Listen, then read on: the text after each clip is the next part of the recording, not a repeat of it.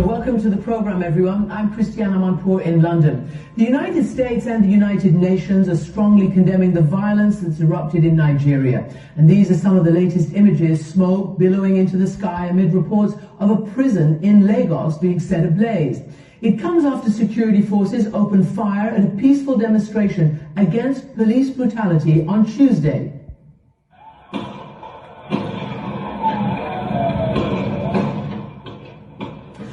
Witnesses and Amnesty International say at least 12 demonstrators were killed in Lagos, which is Africa's most populous city. And across the country, Amnesty says a total of 38 have been killed on Tuesday alone. But the Lagos state governor denies there were any deaths. This brutality in one of Africa's biggest cities comes amid a global uprising for justice and equal rights. And powerful voices from Joe Biden to Beyonce have joined in denouncing this violence. Activist and renowned rapper Folarin Falana, better known by his stage name Falz, led one of the first protests 2 weeks ago, and he's been taking part ever since. And he's joining me now from Lagos. Falz, welcome to the program. We're coming to you because you've obviously got, the pulse of the people. You've got 7 million Instagram followers, and you have been organizing some of these protests and joining in. Can you tell me how this all started? What turned this city into violence?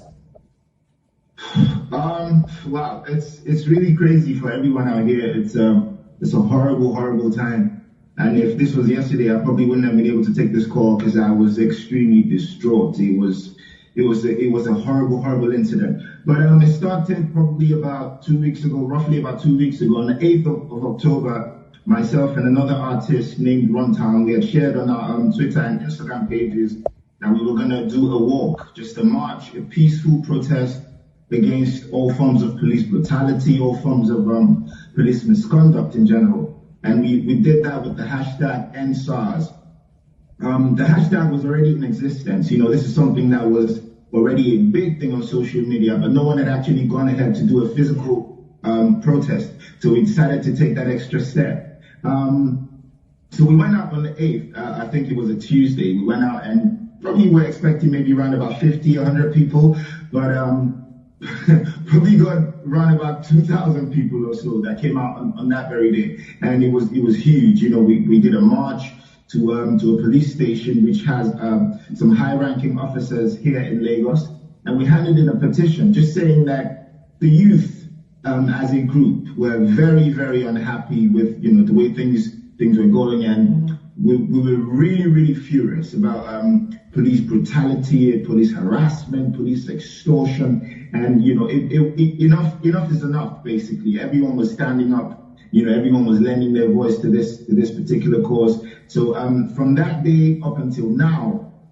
back to back, it's been a different state in the country, because there's 36 states in total. Right. But apart from that very one on that day, we didn't even have to call for people to come out in other states. Everyone just trooped out, on their own. It's been crazy. It's been really crazy.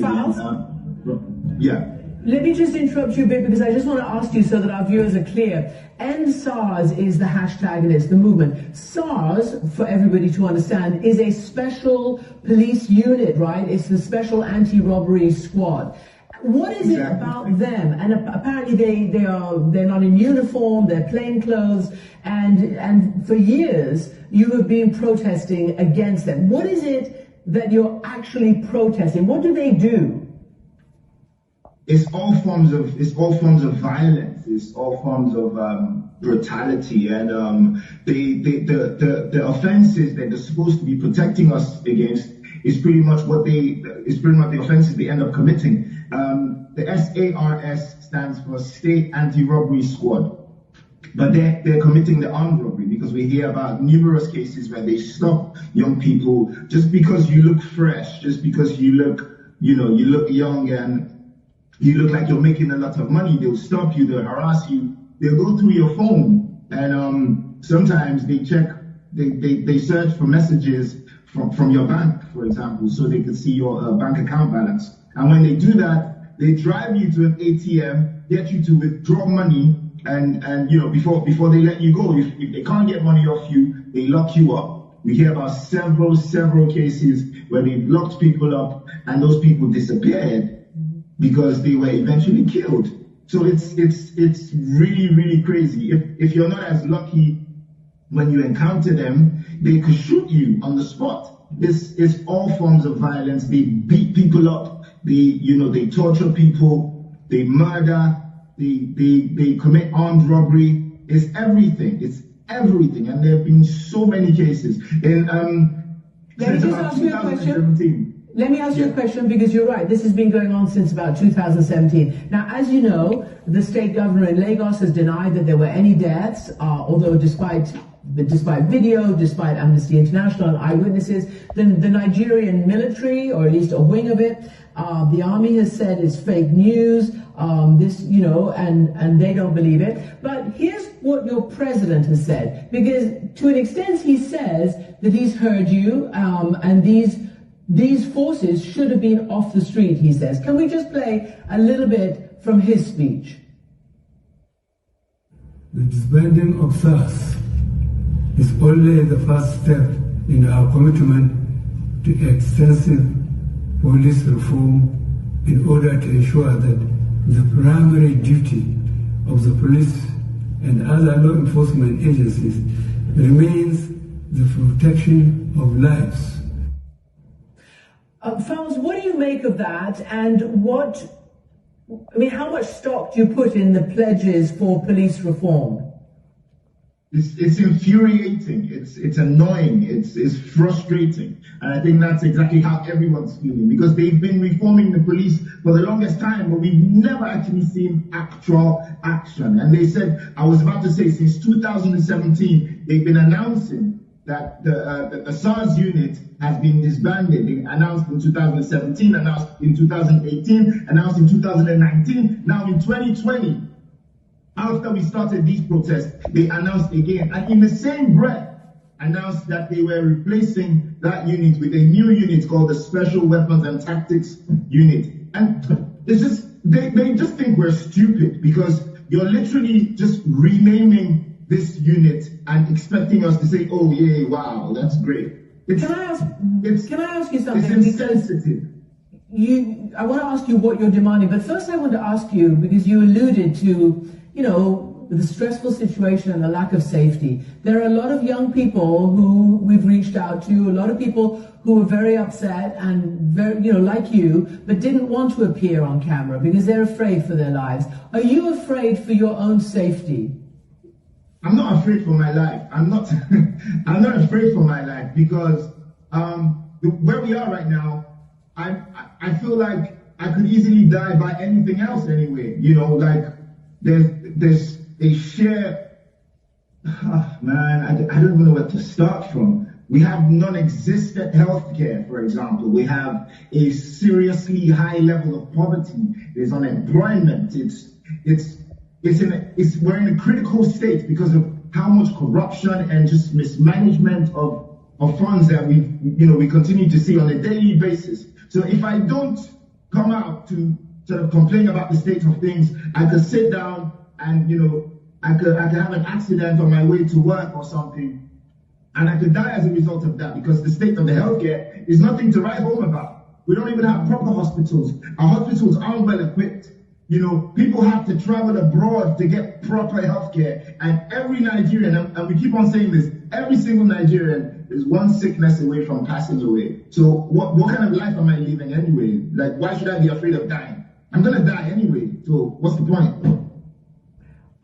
Falz, let me ask you, because some of the things you're saying resonate quite strongly with what's happening in the United States, certainly the racial uprising for justice, and obviously the need for equal health care and the like. And it's playing very heavily into the presidential election right now.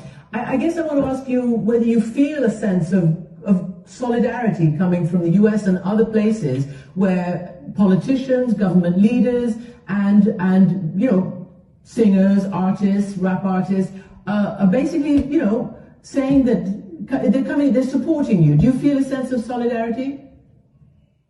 In a way, yeah, and but I feel more it's more depressing to think about what we're going through, because you know, the whole Black Lives Matter movement happened in the United States, and that's a more complicated issue, you know, with racism and all that stuff. But out here, it's black people doing the same thing to their brothers. It's us on us violence.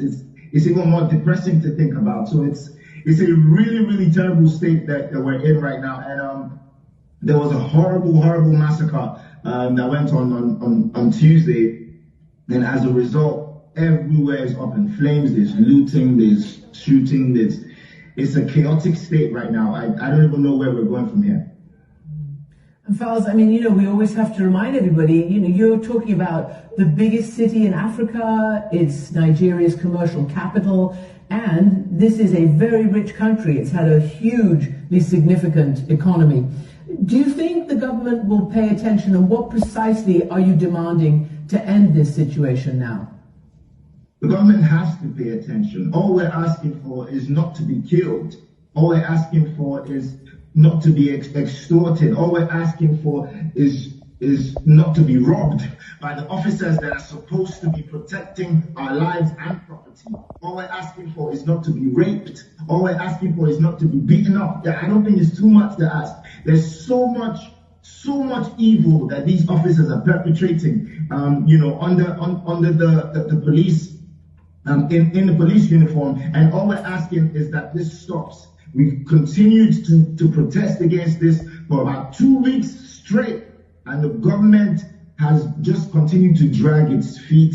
They're not really giving any real response to what we're complaining about, and it's very, very worrying to think about. Falz, thank you very much indeed. Thanks for giving us an update, and we understand, you know, the president is talking to the nation. We'll see whether he delivers on any of his promises. Falz, thanks for joining us. We want to end corruption, end killing, end everything, end everything. You mentioned the United States and the election there. There's 12